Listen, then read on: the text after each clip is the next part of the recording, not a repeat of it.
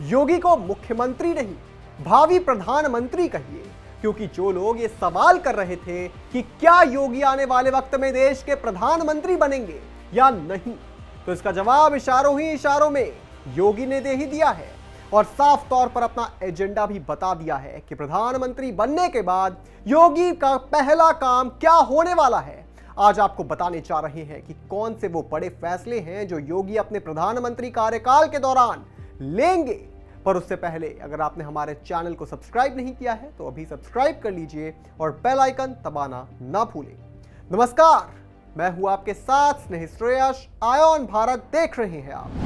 देखिए, योगी अगर प्रधानमंत्री की रेस में दौड़ते हैं तो जनादेश की उन्हें कोई फिक्र नहीं होगी, क्योंकि पूरा देश इस वक्त योगी को प्रधानमंत्री बनते हुए देखना चाहता है और शायद इस वक्त समय की भी यही मांग है और इस बात को योगी भी अच्छी तरह समझते हैं।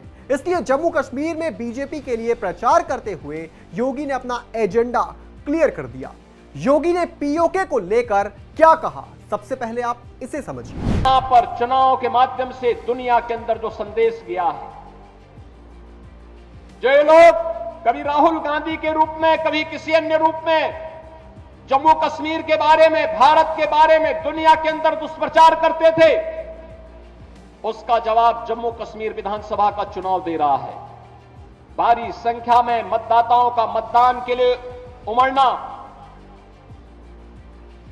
चुनाव के प्रति उनके रुझान को यह दिखाता है कि उन्होंने परिवारवादी राजनीति को, विभाजनकारी राजनीति को तिलांजलि दी है और वे आज जम्मू कश्मीर के अंदर एक लोकतांत्रिक सरकार चाहते हैं और लोकतांत्रिक सरकार के माध्यम से विकास की मुख्य धारा के साथ जुड़ करके एक भारत श्रेष्ठ भारत की सजग प्रहरी के रूप में काम करना चाहते हैं। अब इस बयान के मायने समझिए।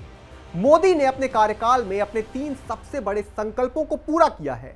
श्री राम मंदिर, धारा 370 और यूसीसी, ये वो 3 गारंटी है जो मोदी ने डंके की चोट पर पूरी की है और अब देश को नई दिशा में मोड़ने का समय आ गया है और योगी प्रधानमंत्री बनते हैं तो इससे होगा क्या। सबसे पहले इस देश में अनुशासन आएगा, हिंदू पर बढ़ती प्रताड़ना कम होगी, देश से अराजकता हटेगी, भड़काऊ भाषण के जरिए फैलाए जा रहे दंगों पर लगाम लगेगी, दंगाइयों को चुन चुनकर पकड़ा जाएगा, लव जिहाद पर लगाम लगेगी, वक्फ बोर्ड की मनमानी खत्म होगी, माफियाओं पर बुलडोजर चलेगा और इसके अलावा सबसे जरूरी बात, अपराधियों के मन में खौफ बढ़ेगा। मगर क्या अब इसका मतलब यह है कि प्रधानमंत्री मोदी के शासनकाल में यह सब नहीं हो रहा है? तो इसका जवाब है कि बात केवल छवि की होती है। मोदी की छवि एक वर्ल्ड लीडर की है जो देश को जबरदस्त नेतृत्व इस वक्त कर रहे हैं और सही मार्ग पर लेकर जा रहे हैं। मगर योगी की छवि एक ऐसे नेता की है जो सख्त निर्णय लेते हैं, मजबूती से अपने निर्णय पर अमल करते हैं और यूपी जैसे राज्य जहां गुंडा राज्य किस तरह से हावी था ये बताने की भी जरूरत नहीं है, वैसे राज्य को बिल्कुल साफ कर दिया है। तो ऐसे में आज देश के हालात को देखते हुए योगी को पीएम बनाने की मांग उठ रही है। सीएम योगी आदित्यनाथ ने देश में चलने वाले फ्री राशन योजना का भी चुनाव प्रचार के दौरान जिक्र किया। उन्होंने कहा कि एक तरफ भारत में 80 करोड़ लोगों को फ्री में राशन मिल रहा है, वहीं दूसरी तरफ पाकिस्तान में रोटी के लाले पड़े हुए हैं।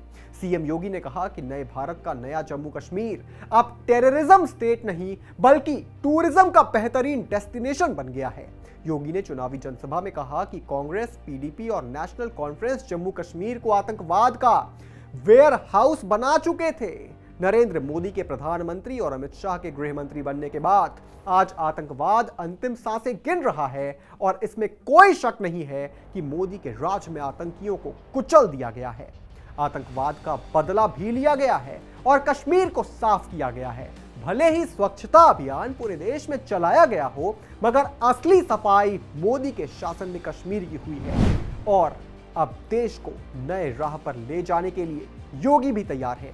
इस पर आप क्या सोचते हैं दोस्तों, हमें कमेंट करके जरूर बताएं और भी तमाम बड़ी खबरों से जुड़े रहने के लिए आप देखते रहें आयोन भारत।